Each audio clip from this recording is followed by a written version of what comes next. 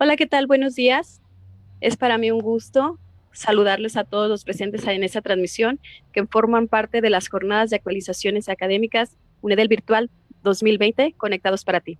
Les damos la más cordial bienvenida a cada uno de ustedes que nos sigue a través de esta transmisión vía streaming por nuestra fanpage UNEDEL IBEDEL, Licenciatura en Psicología. Los invitamos a que escriban en los comentarios sus dudas o preguntas al finalizar la participación de nuestro ponente, ya que al final se abrirá una sesión de preguntas y respuestas y también los invitamos a que compartan esta transmisión para que todos podamos aprender y conocer de este tema tan interesante. Es un gusto para mí presentarles a nuestro ponente del día de hoy. Me voy a permitir hacer una cita de su currículum, presentarles a nuestro ponente del día de hoy. Mario Alberto Esparza Zamora. Me voy a permitir hacer una cita de su currículum, licenciado en Psicología por la Universidad de hoy. Mario Alberto Esparza Zamora. Me voy a permitir hacer una cita de su currículum, licenciado en Psicología por la Universidad de hoy. Mario Alberto Esparza Zamora. Me voy a permitir hacer una cita de su currículum, licenciado en Psicología por la Universidad de hoy. Mario Alberto Esparza Zamora. Me voy a permitir hacer una cita de su currículum, licenciado en Psicología por la Universidad de hoy. Mario Alberto Esparza Zamora. Me voy a permitir hacer una cita de su currículum, licenciado en Psicología por la Universidad de hoy. Mario Alberto Esparza Zamora. Me voy a permitir hacer una cita de su currículum, licenciado en Psicología por la Universidad de hoy. Mario Alberto Esparza Zamora. Me voy a permitir hacer una cita de la Judicatura del Poder Judicial del Estado de Jalisco en diversas materias. Profesor de diversas instituciones educativas gubernamentales, así como en congresos nacionales e internacionales a nivel de pregrado y posgrado. Evaluador y asesor de diversas corporaciones de seguridad, asesor en programas de materia de salud mental en adolescentes y jóvenes, asesoría sobre victimología en diversas instituciones, atención y o asesoría sobre adicciones, violencia, delincuencia, trastornos de ansiedad y estrés postraumático, asesor en materia de evaluación y diagnóstico psicológico para diversas instituciones. Se ha desempeñado como profesor de la licenciatura en Psicología y de la maestría en Ciencias de la Salud, de la Adolescencia y de la Juventud en la Universidad de Guadalajara. Se ha desempeñado como secretario técnico de la Red Internacional de Derechos Humanos y Derecho Internacional Humanitario, profesor en maestría en Psicología Clínica, así como de la Criminología y Ciencias Forenses en la Universidad de Vizcaya, coordinador general del Congreso Internacional de Derechos Humanos y Justicia, Comité Interinstitucional. Entre su experiencia se destaca profesor en diversas universidades nacionales e internacionales. Y es para mí también un agrado señalar que ha sido colaborador en más de 5 investigaciones nacionales, ha tenido publicaciones, colaboraciones en el libro Salud en el Adolescente, colaborador del libro Conducta Violenta, Impacto Biopsicosocial, colaborador en el libro Seguridad Ciudadana y autor del artículo de investigación Perfil Psicosocial del Líder Sectario. Ha sido reconocido a través de diversas instituciones con algunos reconocimientos, como el Premio Extraordinario Cátedra Antonio Beristain y Piña de Victimología a la Excelencia Académica, Humanística e Investigadora de la Fundación de Victimología con sede en Cartagena, Murcia, España, en el 2018. Recibió el Premio Desarrollo Profesional 2013 por el Colegio de las Profesiones de la Psicología del Estado de Jalisco y el reconocimiento Sigmund Freud recibido por impulsar la promoción de la salud mental en el Estado de Jalisco, otorgado en el Colegio de Profesiones de la Psicología del Estado de Jalisco. Sin más preámbulo, y después de reconocer el impactante currículum de nuestro ponente del día de hoy, vamos a aperturar los micrófonos para él, para que sigamos conociendo cuál es la función que podemos llegar a tener nosotros como familiares si tenemos a alguien que ha sido víctima de violencia. Maestro Mario Alberto Esparza, un gusto tenerlo con nosotros. Hola, buenos días. Muchas gracias por la invitación. Muchas gracias a mi Universidad Enríquez de León. Muchas gracias, Geno. Un gusto volver a coincidir después de varios años de conocernos, de tener considero yo que una muy buena amistad y que considero yo que la vida nos lleva por caminos que a veces se separan y a veces se reencuentran.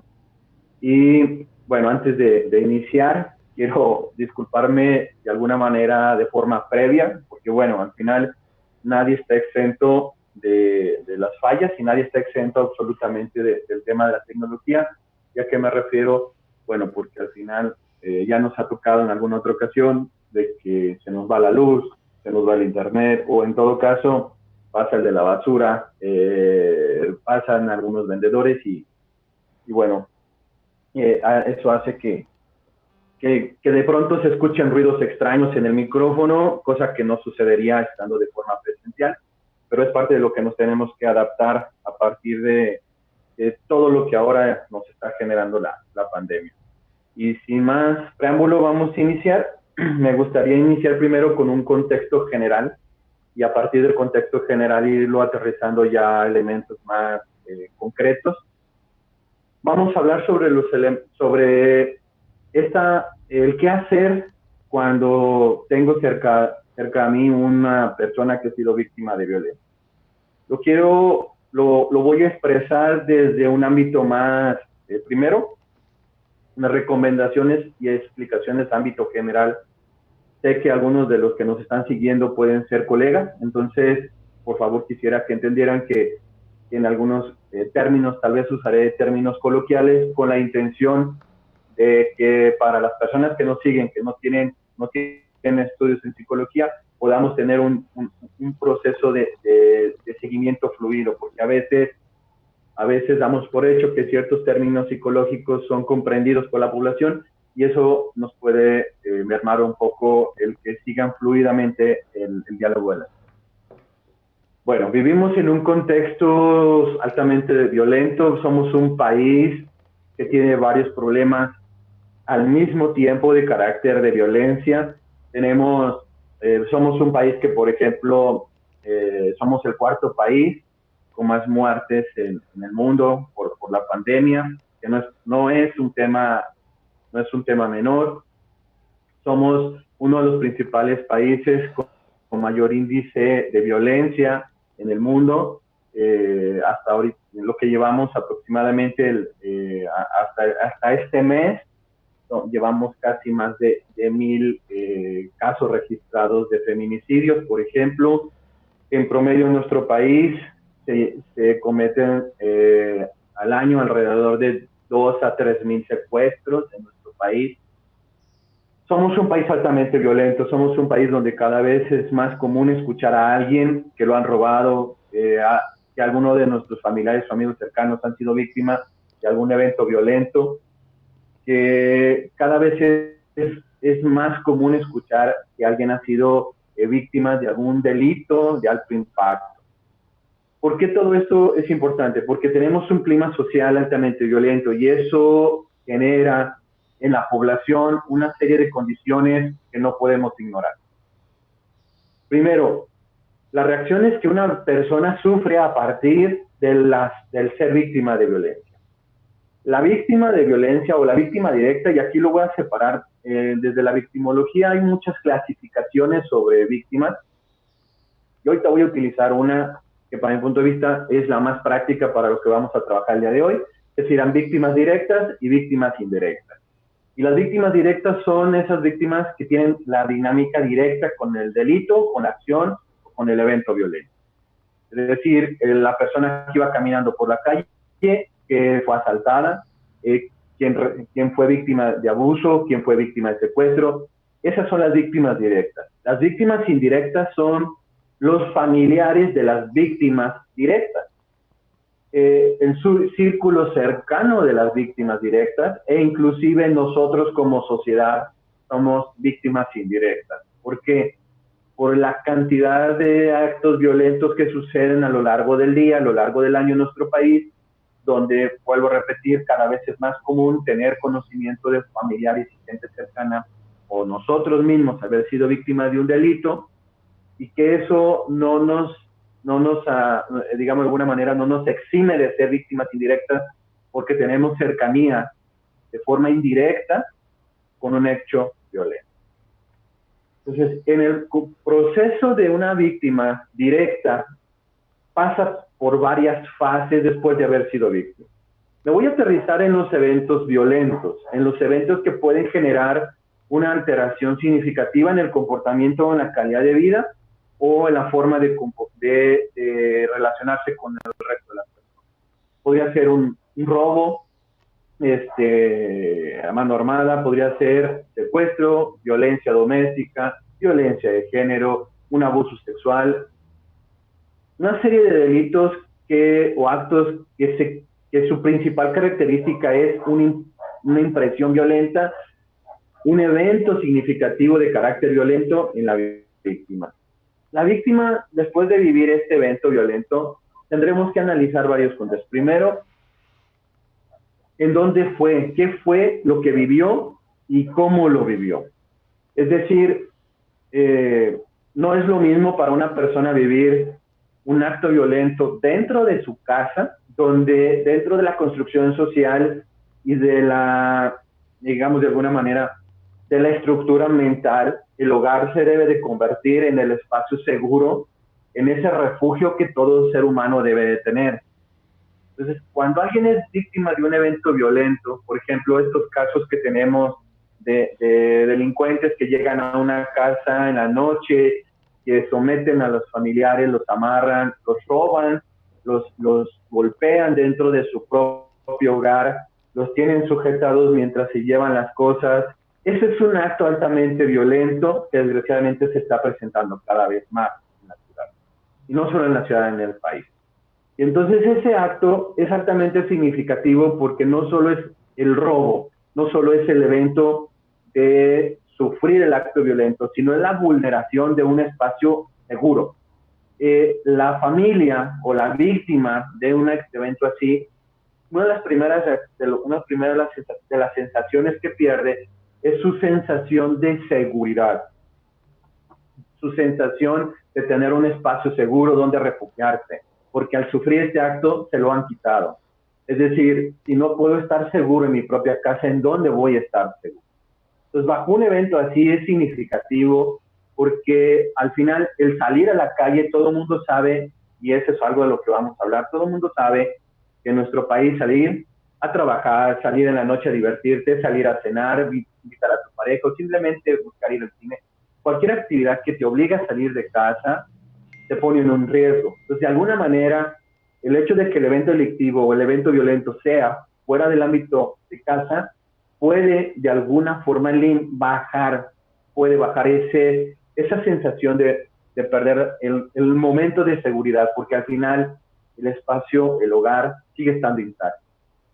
Cuando el evento vulnera un espacio de seguridad, vulnera un ambiente que la persona la consideraba segura, tranquila e incluso un santuario para su estabilidad emocional o familiar, las reacciones que la víctima va a tener serán mayores. Por eso es que la violencia doméstica es altamente vulnerante, es altamente significativa para el ser humano, porque se da dentro del espacio del hogar, dentro del espacio seguro, y va directamente relacionada con el desarrollo de la personalidad de la víctima, porque al final no solamente sufre el acto violento dentro del hogar, sino que lo sufre de alguien que en teoría debería ser alguien que me ama y en teoría debe ser alguien que me cuida. Entonces, si quien me cuida me violenta, ¿qué voy a esperar del resto de las personas?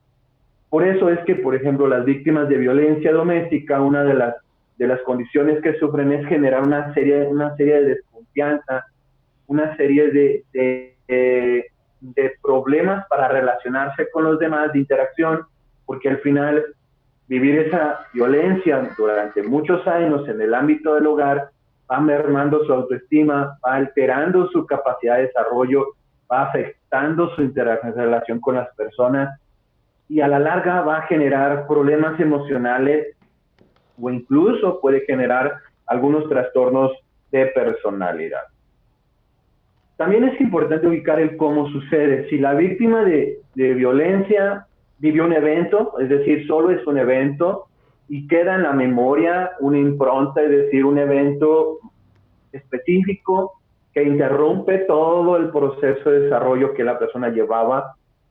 Eso es diferente a nivel mental, a nivel cerebral, incluso emocional, se procesa totalmente distinto en la víctima si es un evento reiterado, es decir, si este evento ya es la segunda, tercera, cuarta o N cantidad de veces que ya lo viví. Si el evento es reiterado, tendrá mayor impacto. Aquí quiero aclarar un detalle. Al ser reiterado no significa que la persona sea víctima directa en todos los casos. Se puede vivir a nivel cerebral de la misma manera debido a las condiciones que vivimos, sea directo o indirecto. ¿Qué significa esto? Una persona que fue víctima, por ejemplo, de robo, víctima directa, el evento es la primera vez que le sucede a esa persona, pero se suma a la serie de eventos que ya conoce de amigos, familiares, gente cercana o incluso de vecinos que han estado pasando. Entonces, ya es un evento reiterado. Hay que mencionar un detalle importante aquí, es que de alguna manera la víctima lo vive, es decir, la persona lo vive, lo siente, aunque haya sido independientemente de forma indirecta. Entonces, al evento, si es reiterado, genera mayor impacto en el estado mental, en el estado emocional e incluso en la interrelación de las personas.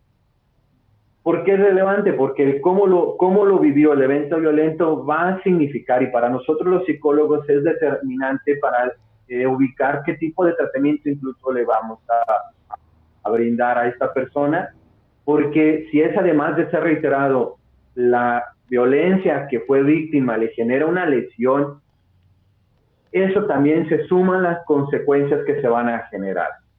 Es decir, si además de ser reiterado, lo golpearon, fue torturado, le retiraron alguna pertenencia altamente significativa, difícil de reparar, y no hablo solamente en la parte económica, que ya de por sí eso es importante, sino también en el elemento emocional, que le hayan robado una pertenencia que le fue heredada por alguien muy cercano, bastante importante para la víctima, y que el valor es más sentimental que económico.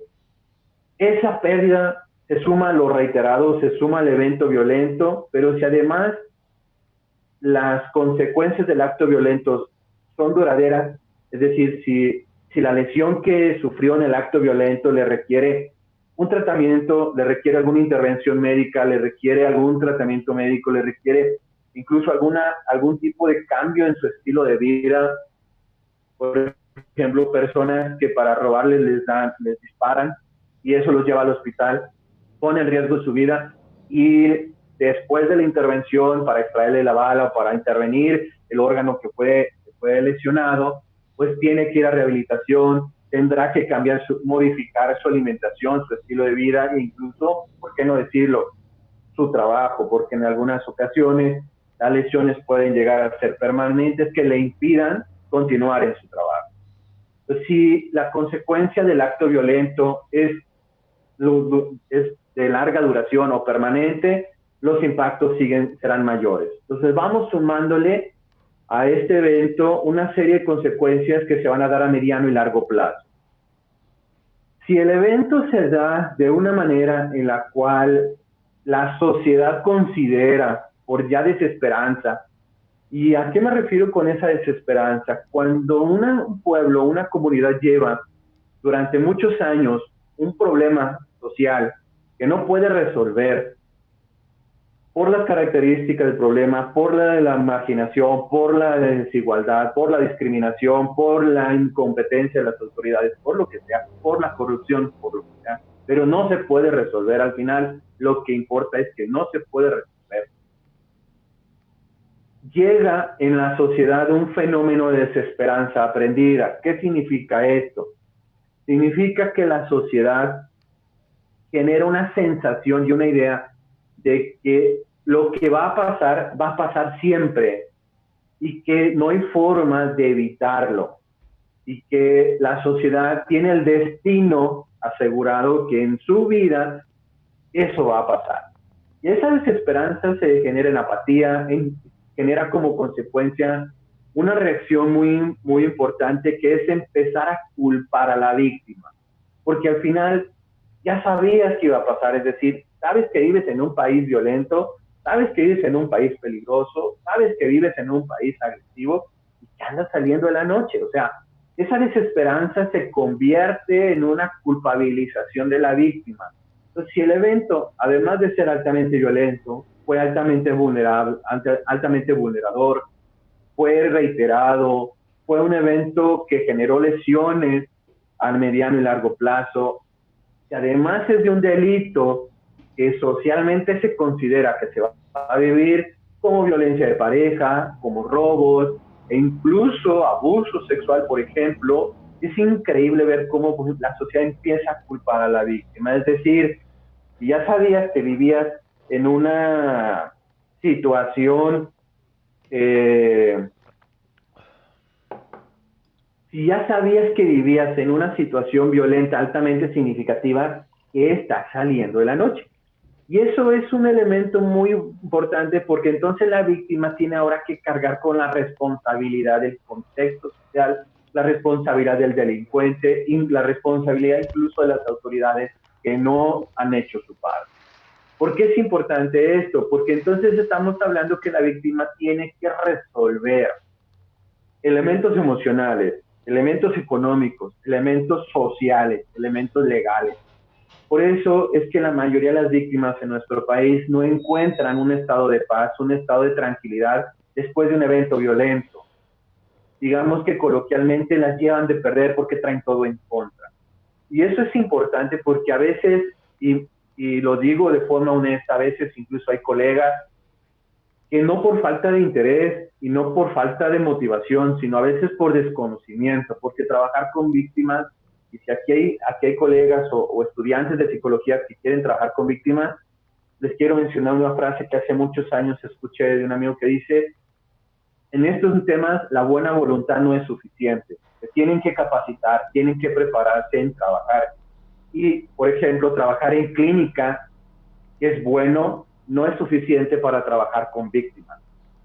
¿Por qué? Porque algunas de las condiciones que viven las víctimas, por el contexto que estoy explicando ahora, sí genera un cambio de tratamiento altamente significativo.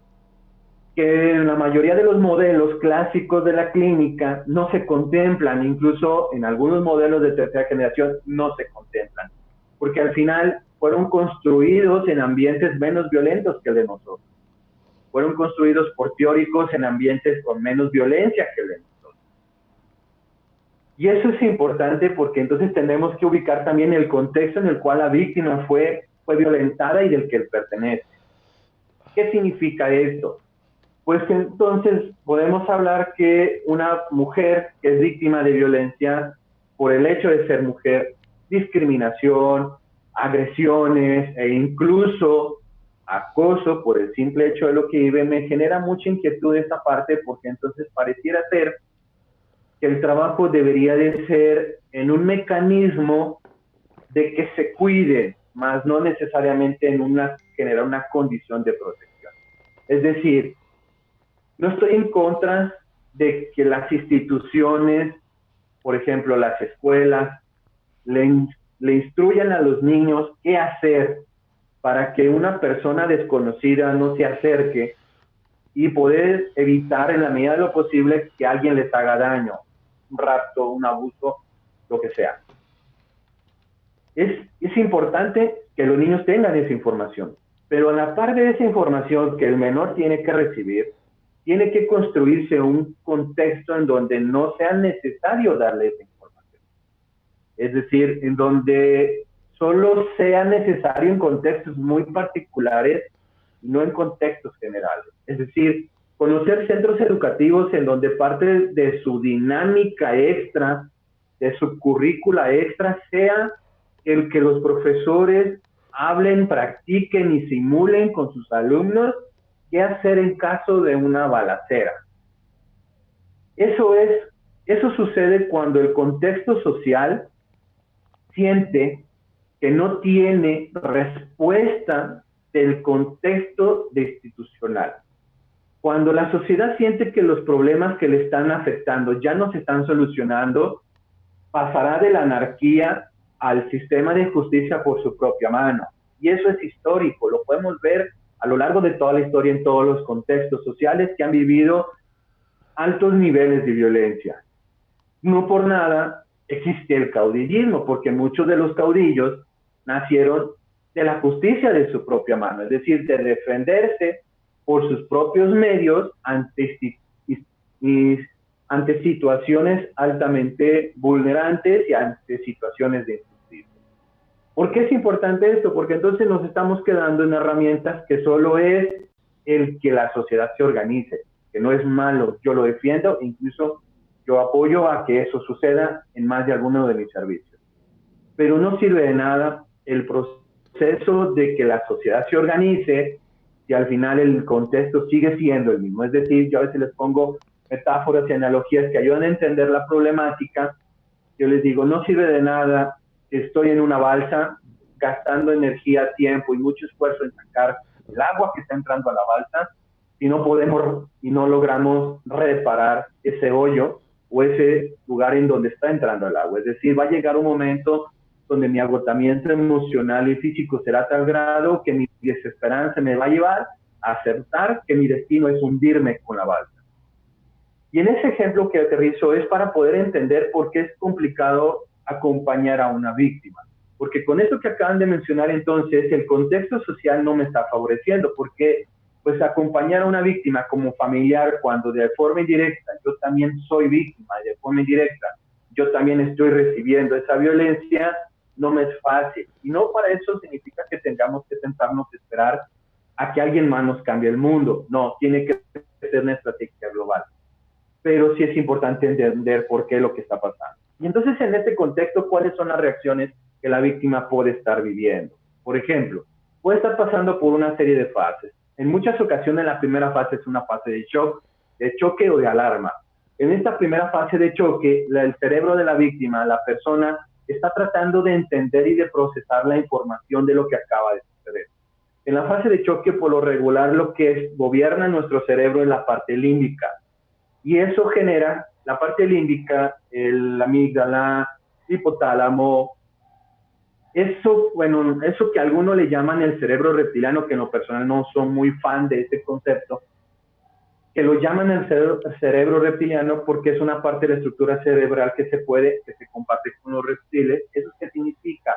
Pues que es una de las partes de nuestra estructura orgánica más arcaicas, que evolucionó lo menos posible, es de las partes menos evolucionadas en el ser humano. Entonces, cuando una persona está en shock, esa parte entra en control porque al final genera una sensación de supervivencia. Emocionalmente estará gobernado por un instinto de supervivencia. Eso es lo que hace entender por qué algunas personas cuando son víctimas de violencia van a reaccionar de forma muy diferente a cómo reaccionan por lo general. Porque al final, en un estado natural, normal, una parte frontal, la neocorteza en su parte frontal, pues se va a encargar de generar una serie de reacciones moral y normalmente estandarizadas. Porque al final es la función de la parte, una de las funciones de la parte frontal, de la corteza cerebral prefrontal, es generar estas condiciones, digamos de alguna manera, basadas en el bien y el mal, en la moral, y en donde están muy relacionadas con la personalidad del individuo. Y si en una fase de shock yo tengo a una persona que gobierna el estado límbico, la emoción, lo intenso y el instinto de supervivencia, pues algunas otras funciones pueden verse mermadas, entre ellas una parte frontal. ¿Y esto en qué se refleja? En personas con emociones intensas, personas sin control de impulsos, personas que ante la mínima situación reaccionan de forma, pareciera ser, y lo digo entre comillas, de forma desmesurada o no proporcional al acto, porque al final el cerebro está procesando la información de forma equivocada por el nivel de hormonas, de adrenalina, de serotonina, de dopamina que está generando por el shock. Al final, el estado de shock y el acto violento ha hecho que el cuerpo segregue en un momento muy corto una gran cantidad de sustancias que no está procesando adecuadamente. Los procesos psicológicos como la atención, memoria, concentración, orientación, se diluyen, se distorsionan. ¿Y cuál es la consecuencia de todo esto? Una persona que no pone atención, que está torpe, que le puedes estar hablando y no te escucha, una persona que incluso puede llegar a hacer cosas que después, ya que el nivel de shock baja, ya que el nivel de miedo baja, pueda decir, ¿por qué hice esto? ¿Por qué no hice aquello? ¿Por qué no me defendí? Porque al final nuevamente los procesos psicológicos empiezan a funcionar de forma correcta, empieza a aparecer la razón, el análisis, la reflexión, la moral, y lógico que entonces empezamos a hacer una serie de cuestionamientos que en el momento del sistema límbico no resuenan. El sistema límbico, pues al final va bajo la premisa de supervivencia. Y para sobrevivir, mucha gente puede hacer muchas cosas. Después de la fase de choque, es importante mencionar que la fase de choque, entre más largo sea, más daño va a generar. El cerebro no está hecho para vivir mucho tiempo en una fase de choque. No está hecho, el cuerpo no está hecho para vivir mucho tiempo en una fase de tanta descarga hormonal de ácidos y de energía bioquímica. Entre más largo sea la fase de choque, más daño vamos a tener en la parte orgánica, emocional y cognitiva a mediano y largo plazo. ¿Por qué? Porque esa cantidad de ácido, esa cantidad de sustancias que está segregando el cuerpo la tiene que eliminar. Y entonces vamos a tener que si la parte de choque, la fase de choque duró días, horas, semanas, que eso podría ser muy significativo en la salud del paciente o de la persona, vamos a tener consecuencias muy significativas, como por ejemplo que después del evento violento, incluso meses después o semanas después, la persona va a empezar a vivir síntomas ocasionados por la cantidad de sustancias segregadas. Lo que se diría coloquialmente está empezando a sacar los problemas. ¿Por qué? Porque sus riñones, su sistema digestivo, su hígado sigue procesando una cantidad de sustancias que su cuerpo sigue produciendo. La fase de choque no está directamente relacionada con el evento. ¿Qué significa? El evento pudo durar 30 segundos, pero si la persona se queda estancada en la fase de choque minutos o días, aunque el evento no esté, el sistema límbico, el sistema endocrinológico no diferencia entre la imaginación y la realidad. Para ellos, para esos dos sistemas, es exactamente lo mismo. Si el cuerpo lo imagina, es como si estuviera sucediendo. ¿Qué significa esto? Si la fase de choque tiene una duración extra o una larga duración, no importa que ya esté en su casa, no importa que ya no corra peligro, y lo digo entre comillas, no importa que la persona esté en condiciones, digamos, más seguras, su cerebro sigue en fase de alarma. ¿Y eso qué genera? Que se sienta indefenso, se sienta vulnerable, se sienta atacado, se sienta incluso que sigue siendo violentado o violentada, y eso va a generar que su cerebro siga generando grandes cantidades de sustancias químicas. En palabras concretas, sigue en fase de alarma, sus procesos siguen alterados y eso va a repercutir en su calidad de vida de forma significativa. Y vamos a tener entonces que la gente le va a decir, ya pasó, cálmate, lo bueno es que no te hicieron nada, ya sucedió, y la persona sigue en fase de alarma, sigue llorando, se siente desesperada, no puede dormir, le duele el cuerpo, su sistema digestivo se alteró, trae diarrea, le duele el estómago, le duele en la boca el estómago por la cantidad de ácidos que generó, le duelen las piernas, si ya traía problemas en algún órgano, sobre todo en riñones, digestivo o incluso corazón, se van a empezar a alterar, va a tener recaídas, si el paciente es diabético va a tener recaída, porque al final el paciente con diabetes, varios sistemas no están funcionando correctamente, y lo pones a un nivel, o más no lo que lo pongas, vive a un nivel extremado de estrés, sus sistemas empiezan a generar complicación. Entonces, si hay una enfermedad persistente al evento violento, va a recaer. Y esto es importante porque en la siguiente fase, en una fase de asimilación, estamos hablando que para llegar a la asimilación, pues algunas víctimas van a tener que pasar por un proceso de enojo, estar muy enojadas con el agresor, con la agresora, enojadas con la sociedad, enojadas consigo mismas, porque como ya la sociedad les dijo que tienen la culpa, ¿por qué salieron? ¿Por qué lo hicieron? ¿Por qué no se guardaron? ¿Por qué X situación? Pero al final tienen la culpa. Pues entonces se puede generar una serie de emociones de enojo hacia sí misma. ¿Por qué? Porque no se quedó en casa, porque no decidí lo contrario. Y ese proceso de enojo hacia sí mismo se puede ver manifestado en irritabilidad, se puede ver manifestado en problemas para dormir, problemas gastrointestinales. La víctima se puede llegar a sentir incluso inconforme, frustrada y una sensación hasta de desesperación. Algunos pueden generar una situación de ansiedad, incluso pueden llegar a generar estrés postraumático. No es necesario que sea un evento altamente violento para generar estrés postraumático. ¿Por qué? Por una simple sencilla razón, porque el evento a lo mejor, ese robo que tuvo la persona, iba caminando y se le acercó un sujeto y le quitó el celular. Tal vez, fíjense, es importante, volvemos al proceso de la desesperanza. Muchos van a decir, eso no fue violento, porque ya es común, sigue siendo violento. Pero eso le generó el estrés postraumático, no necesariamente. Ese fue la gota que derramó el vaso, fue el factor precipitante, pero era una persona que ya había sido víctima indirecta de otros delitos y había sido víctima directa de otros eventos violentos.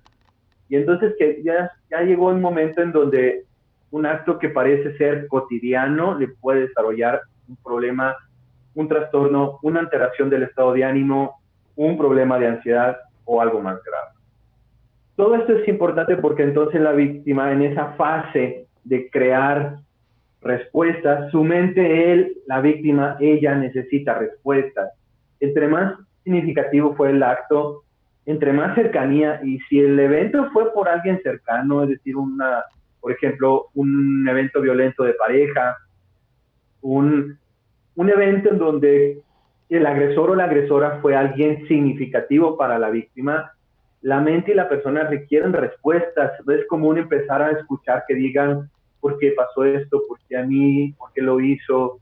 ¿Qué sucedió? ¿Qué estuve mal? Y todo en esa dinámica, en muchas ocasiones, la gente a su alrededor le genera consejos, le van a sobrar muchos consejeros a la víctima.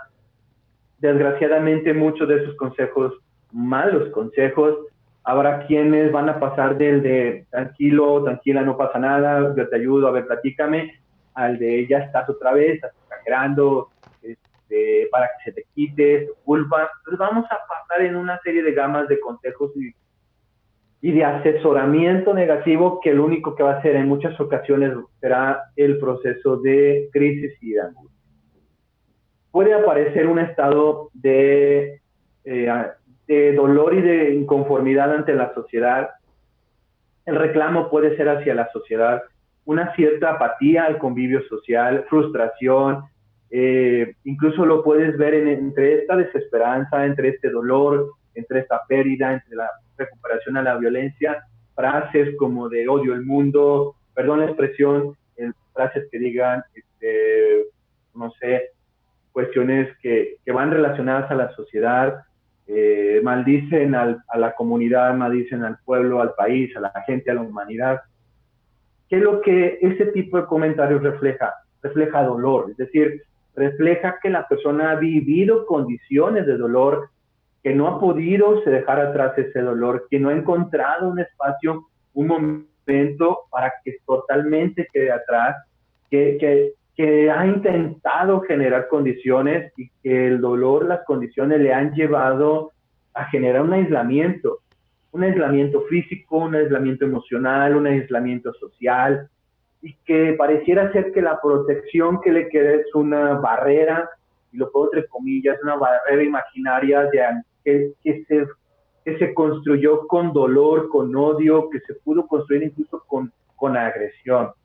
Detrás de conductas violentas pudiera estar mucho dolor, y no justifico a los agresores. Durante muchos años trabajé con agresores y agresoras, con personas violentas, pero sí aprendí que detrás de conductas violentas hay mucho dolor, que una parte de esas personas violentas en algún tiempo fueron víctimas, que no fueron atendidas de forma adecuada, que no superaron el evento violento, generó tanto dolor y tantos problemas que pasaron de ser víctimas a ser agresoras.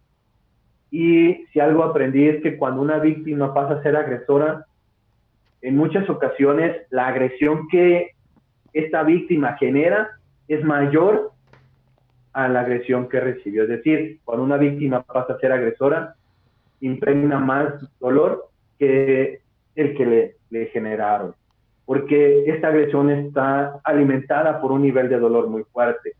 El ejemplo más sencillo que algunos pueden revisar son los psicópatas y asesinos seriales, es decir, que además del daño orgánico que traen, por historia, ustedes lo revisan, se van a dar cuenta que muchos de esos en la infancia fueron víctimas de violencia, de tortura, de maltrato, de abandono, de muchas condiciones de abuso sexual, y entonces se necesita mucho dolor para desarrollar una conducta altamente violenta. Por eso la importancia de tener sistemas correctos y adecuados para atención de víctimas, hasta como forma de prevención. Y entonces en este sentido, ¿por qué me centré en todo esto? Para entender, no podemos, al final como no somos nosotros, si somos el hermano, la hermana, el hijo, la pareja, no somos el terapeuta de la víctima.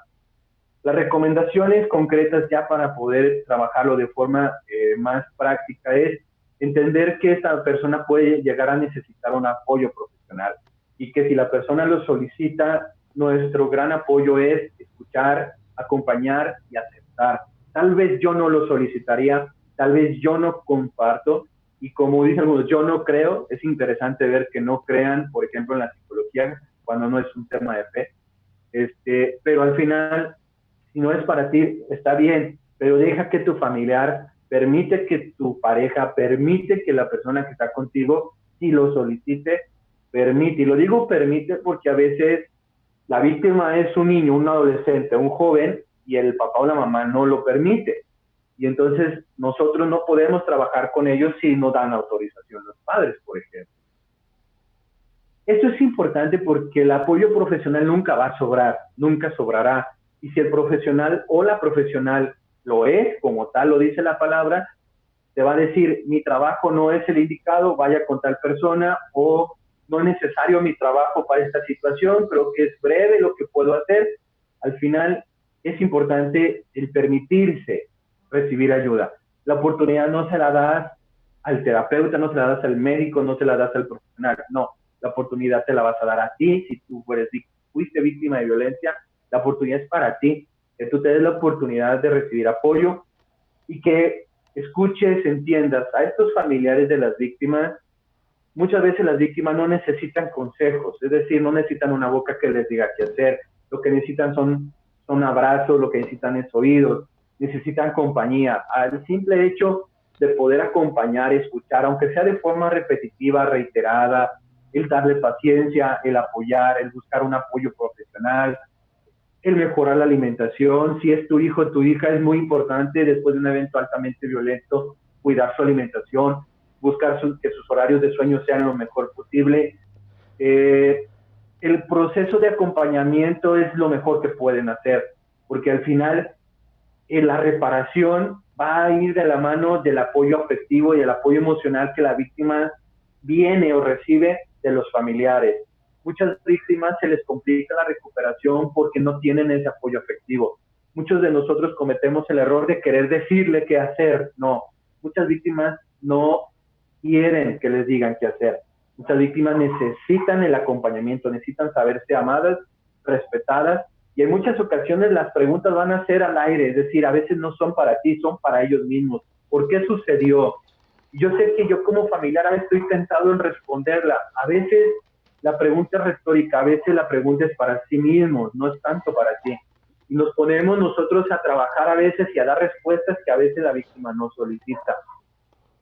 Es una pregunta muy importante. Cuando tengo a alguien en casa que es víctima, la pregunta que tienes que hacer al inicio es ¿en qué necesitas que te ayude?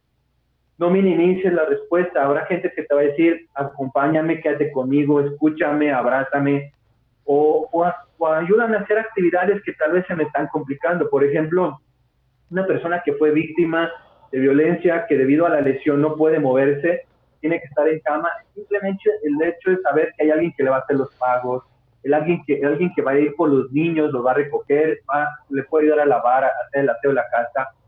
Eso ya para muchas víctimas es un gran apoyo, porque al final algunas personas, el saber que alguien puede reemplazarlos en responsabilidades mientras se recuperan, es sentir menos carga, y eso les puede dar el tiempo y les puede dar la cierta oportunidad de empezar a reparar el daño y de empezar a sentir que están saliendo adelante.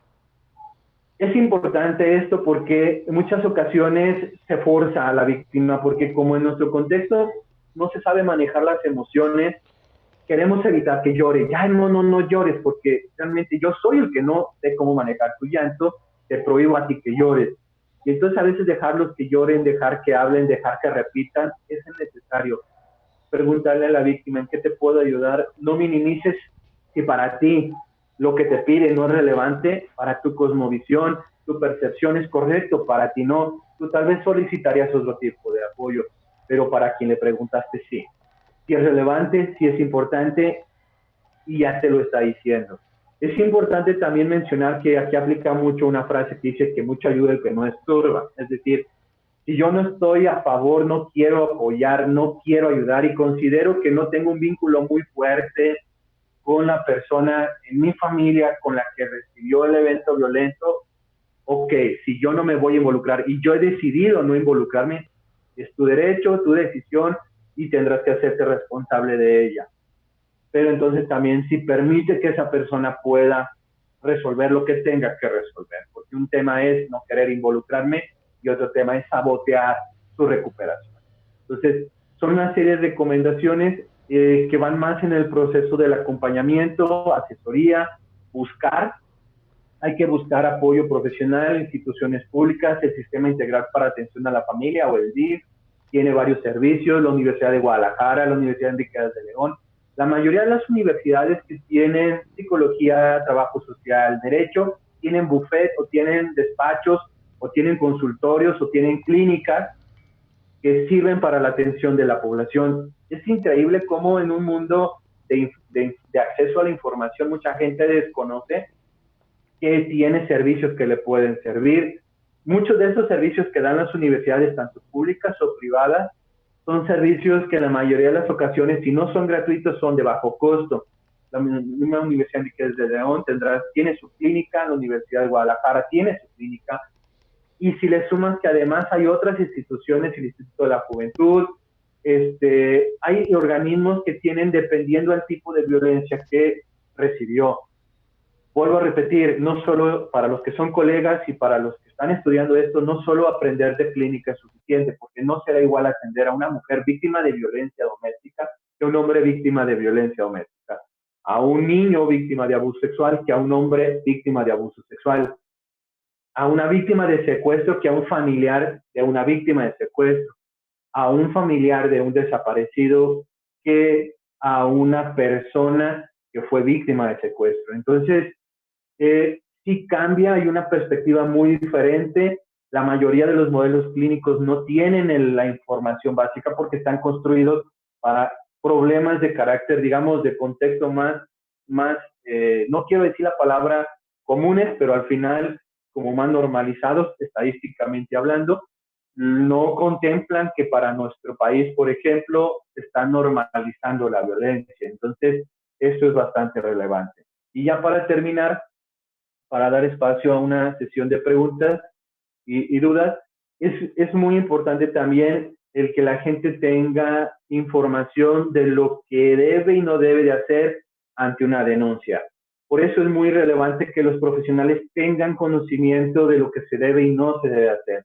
A veces nosotros podemos tener actos negligentes por desconocimiento, por omisión, porque le recomendamos algo a la víctima que no es recomendable legalmente. Y a veces forzamos a la víctima a situaciones que tampoco están listas. Por ejemplo, colegas que forzan a su víctima a denunciar porque debe de ser sin antes prepararla para eso, que la expone a una situación altamente vulnerante. El único que puede hacer es que no siga el proceso de denuncia, que no lo viva de forma adecuada, que no tenga justicia y que le aumentemos el dolor. Así como también gente que le puede decir que no denuncie porque al final no va a pasar nada, porque al final no hará nada las autoridades y porque todo esto estamos destinados a vivir.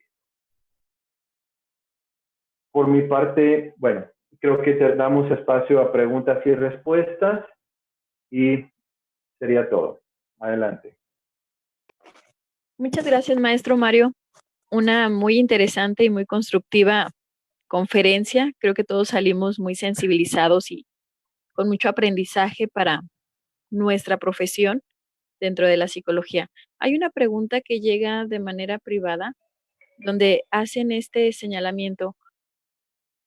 Conforme a lo que usted expone, dice la pregunta, ¿cuánta posibilidad de recuperación tiene una persona que fue víctima de violencia en esta actualidad? Fíjate que es muy difícil contestarla porque estamos hablando de varias variables, conjugarlas en una respuesta. Yo a lo mejor de forma breve podría decir, si la persona tiene una red de apoyo estable, si la persona recibe atención profesional, si tiene acceso a la justicia y la persona además tiene la posibilidad de repararle el daño, ya sea que regrese, que en la medida de lo posible regrese al estado anterior del que estaba antes del evento o que pueda integrarse en la sociedad a pesar de las consecuencias del evento, la probabilidad de superarlo es alta. Pero si le vas quitando una de esas variables a esta persona, yo le sumaría una más, que serían los recursos emocionales y personales que tenga la persona. Entonces, si tú le quitas uno de esos, las probabilidades van disminuyendo. Entonces, si tienes una persona con 3 de esos 5, disminuye. Si tiene con 2 de esos 5, disminuye. Si no tiene ninguno de esos 5, las probabilidades son pocas. Eso ayuda a explicar el por qué mucha gente tiene poca probabilidad de recuperarse ante un evento violento. Y si además es un evento reiterado, es menos. Muy bien, muchas gracias. Otro nuevo comentario que aparece en nuestra red social señala, cuando una persona la secuestran y atentan contra su vida, es posible que años después, incluso después del hecho, pueda cargar con el sentimiento y lo reflejen con un comportamiento agresivo.